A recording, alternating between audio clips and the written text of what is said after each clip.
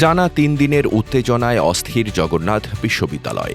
৪ August বিশ্ববিদ্যালয়ের কেন্দ্রীয় মিলনায়তনে জুলাই গণঅভ্যুত্থান উপলক্ষে আয়োজিত এক অনুষ্ঠানে দাবি সংবলিত প্লাকার্ড প্রদর্শনকে কেন্দ্র করে ছাত্রদল যকসু, ছাত্রশক্তি ও ছাত্র শিবির সমর্থিত শিক্ষার্থীদের মধ্যে সংঘর্ষের সূত্রপাত হয়। পরে সেই সংঘর্ষ ছড়িয়ে পড়ে ক্যাম্পাসের বাইরে হাসপাতাল এলাকাতেও। এতে উভয় পক্ষের নেতাকর্মী সহ সাংবাদিক ও সাধারণ শিক্ষার্থীরাও আহত হন। ঘটনার জন্য পরস্পরকে দায়ী করে পাল্টাপাল্টি অভিযোগ তোলে সংশ্লিষ্ট সংগঠনগুলো। ৪ আগস্টের সংঘর্ষের পর থেকেই জগন্নাথ বিশ্ববিদ্যালয়ে উত্তেজনা বিরাজ করছে। পরিস্থিতি নিয়ন্ত্রণে রাখতে প্রশাসন বিভিন্ন বিধিনিষেধ আরোপ করে। তবে সেই উত্তেজনার মধ্যেই নিজেদের নির্বাচনী প্রতিশ্রুতি বাস্তবায়নের অংশ হিসেবে বিশ্ববিদ্যালয়ে একটি অ্যাম্বুলেন্স হস্তান্তর করেছে নবনির্বাচিত যকসু নেতৃত্ব।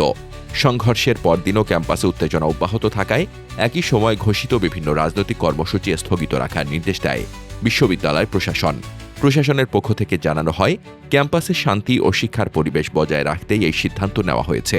এরই মধ্যে বুধবার দুপুর 12:30টার দিকে বিশ্ববিদ্যালয়ের উপাচার্য, প্রক্টর ও প্রশাসনের ঊর্ধ্বতন কর্মকর্তাদের উপস্থিতিতে যকসুর উদ্যোগে বিশ্ববিদ্যালয়ের জন্য একটি অ্যাম্বুলেন্স হস্তান্তর করা হয়।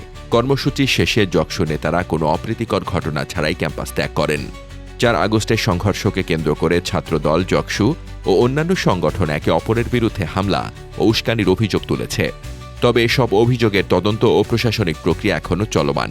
বিশ্ববিদ্যালয় প্রশাসন শান্তিপূর্ণ সহাবস্থান বজায় রাখার আহ্বান জানিয়েছে।